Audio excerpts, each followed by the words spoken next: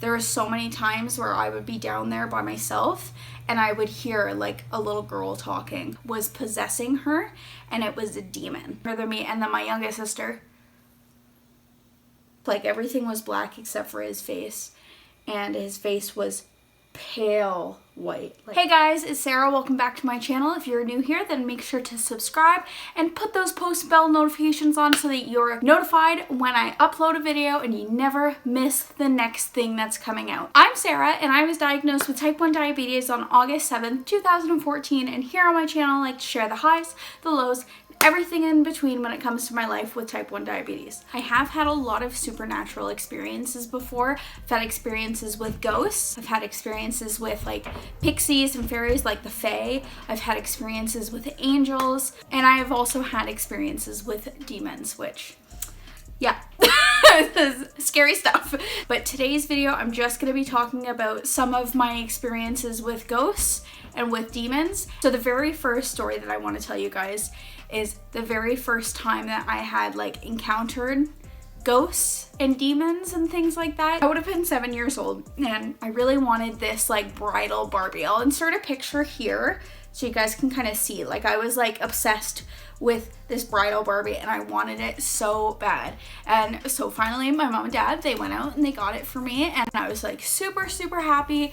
It was like awesome and I played with it all the time. It was like my favorite toy. And I have an older sister and two younger sisters, and my older sister is 4 years older than me, my younger sister is 4 years younger than me, and then my youngest sister,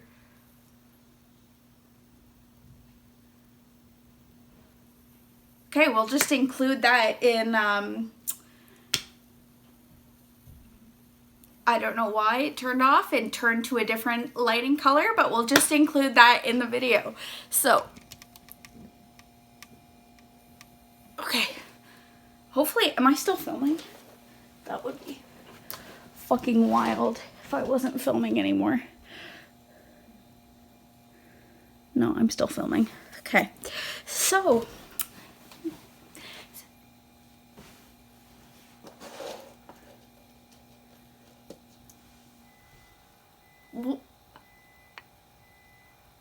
what the fuck? Okay, so we'll start over again.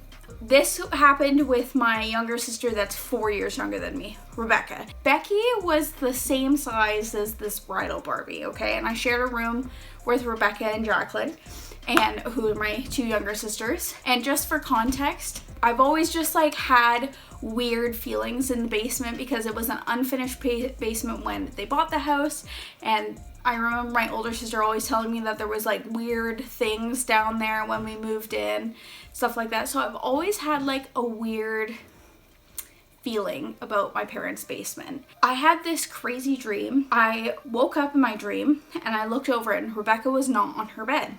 And I started freaking out. I was like, oh my God, like Rebecca's been kidnapped or something like that.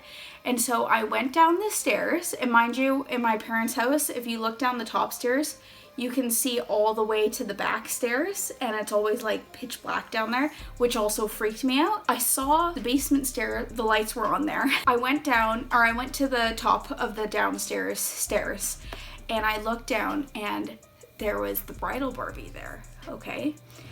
And then I realized that the bridal Barbie had like taken over Becky's body and like was possessing her, and it was a demon, and it had like red eyes. It was like really freaky, and it was telling me that it was gonna kill Becky and all of this stuff. And like at 7 years old, that's fucking wild dream to have, okay? So I was freaking out. I woke up and the bridal Barbie had moved from the end of my bed over to this little chair that was beside my sister's bunk bed, and I hadn't moved it, okay? So that freaked me out, okay? And then I had another dream a couple nights later. It was like a similar dream, except for the bridal Barbie was keeping us in the basement and it was a demon again. So it was like the same kind of thing, and it was like attached to Becky, and I don't know why it like decided that it was gonna attach its spirit to Becky or try and like attack Becky. I kept having these dreams, these nightmares, for probably like a month. By the end of that month, I was terrified of this Barbie, okay? My mom and dad, they went, because they realized that I was terrified of this thing, they went and they put the Barbie doll in the basement, but I didn't know that. They just said that they got rid of the Barbie doll. A couple nights later, after like being like, okay, the Barbie doll isn't here, the demon's not here, I woke up and it was in my bed. And my older sister, because my older sister had put it in my bed before to freak me out, but she like swears to this day that she didn't do it, and my parents swear that they didn't do it, and like my two younger sisters were like 4 and 2. They weren't old enough to understand, right? And that was like my first experiences with dolls, and I've had lots of experiences with dolls and things attaching themselves to dolls, and I think that spirits, because they know that, they do it on purpose, or like demons do that on purpose to me, because they know that I'm vulnerable from it because of this experience. Story number 2, and this happened when I was 9 or 10 years old, so I was a little bit older. Again, it was like something weird, and even to this day when I go to my parents' house, I don't like being in the basement. It freaks me out. So from a really young age, I started hearing voices in my parents' basement. Oh, it just like, it gives me the heebie-jeebies thinking about it, because there were so many times where I would be down there by myself and I would hear like a little girl talking, or I would hear an older gentleman talking, and I don't know, maybe that was my grandfather because he's passed on, and just like other spirits trying to connect with me, because my mom and I have always like, her and I have always like felt like we could communicate with people who have passed on in different ways. And like I was saying before with my dreams, I feel like when I'm in with my dreams, I'm a little bit more susceptible and open to hearing spirit or having spirit influence my dreams, just because of how like vivid and crazy they can be. And so I started having dreams about I had this Winnie the Pooh stuffed animal, and he was like a big stuffed animal.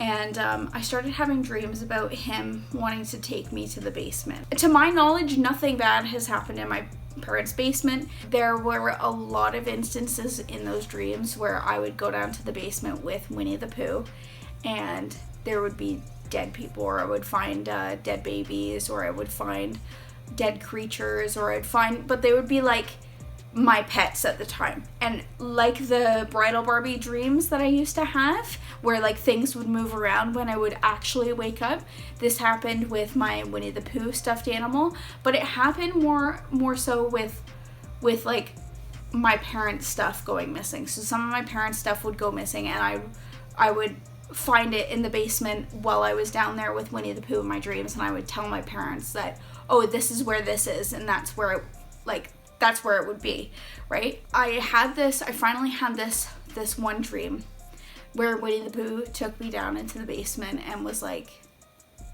you need to join me in the basement. And it was very like cold, and I could just tell in my dream that something was like super off. And it was like, you need to go down into the basement. You have to join me down there. Okay, and at this time in my childhood, the basement wasn't fully finished. My dad was like working on it.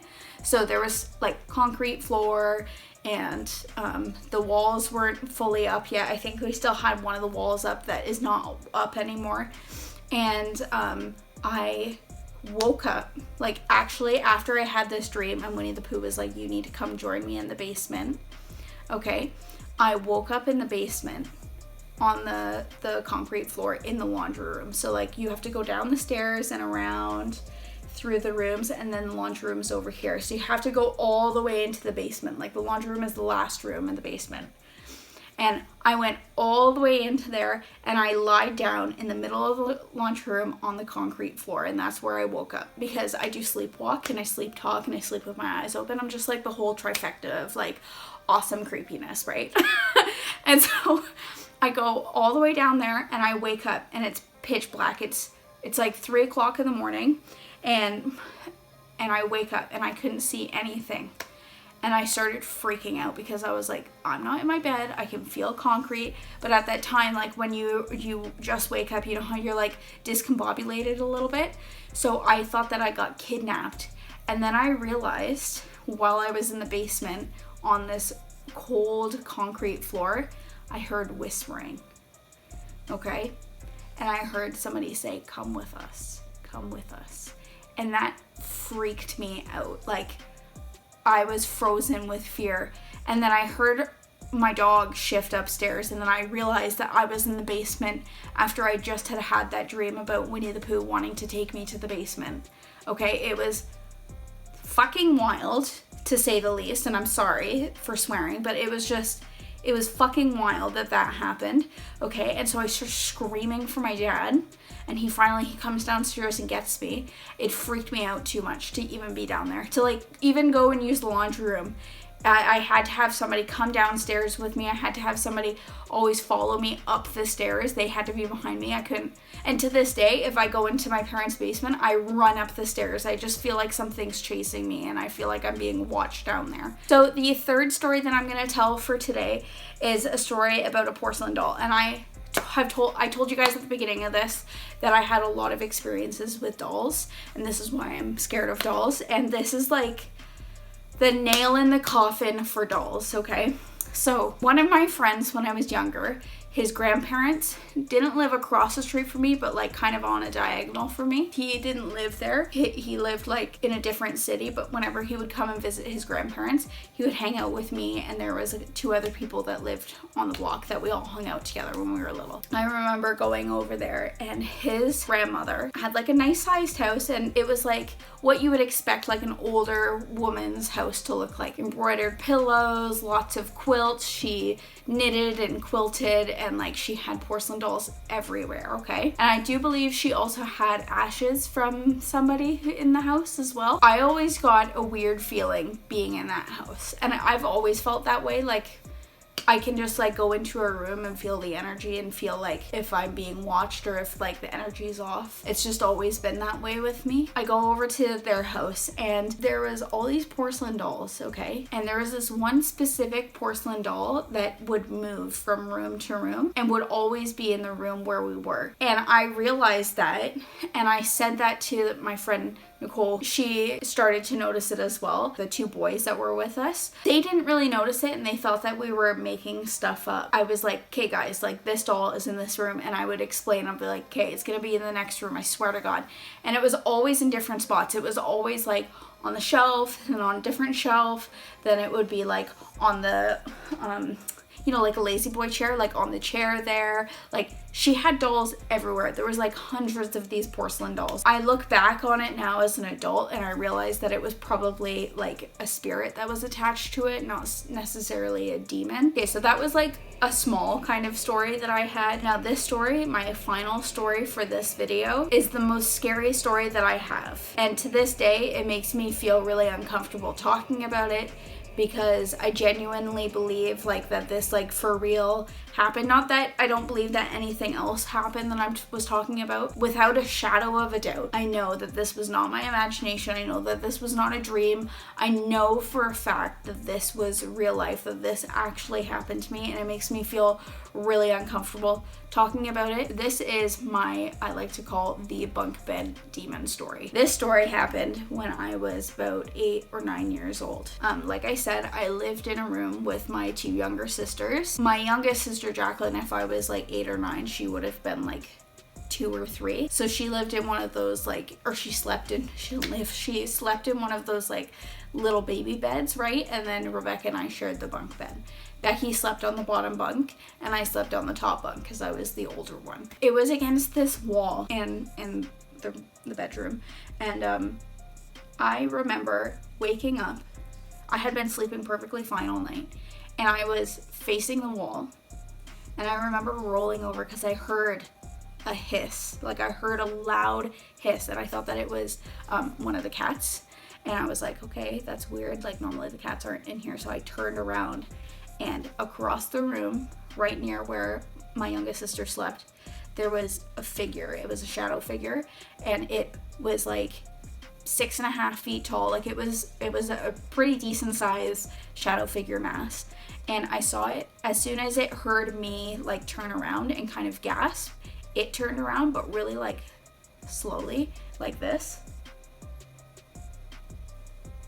and make direct eye contact with me. Like everything was black except for his face, and his face was pale white, like super, super white.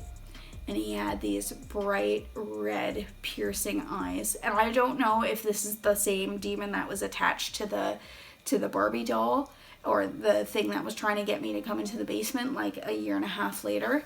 And it started to like float. Like, it wasn't like it was walking, it was like slowly floating towards the bunk bed.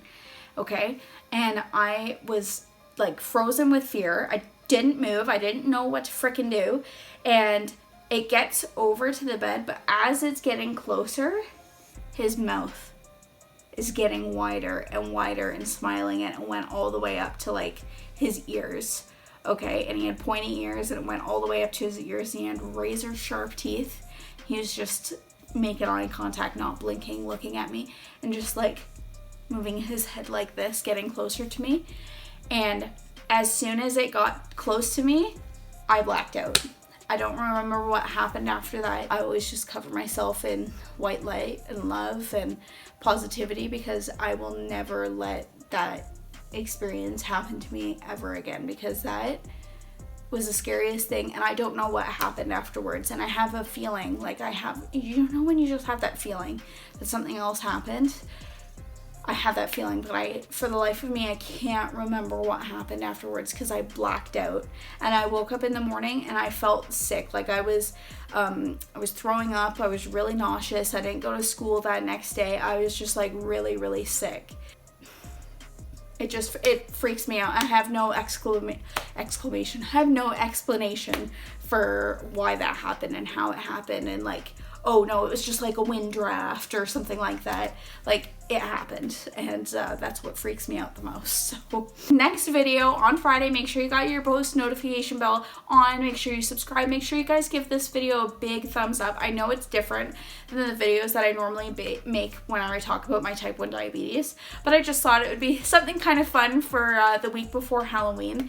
And I'll have in the whole next video on Friday, I'll be telling you guys 5 or 6 crazy stories that I've experienced that are ghosts and demons, and include Robert the doll, so if you know who that is. So I'll see you guys in my next video, and stay spooky.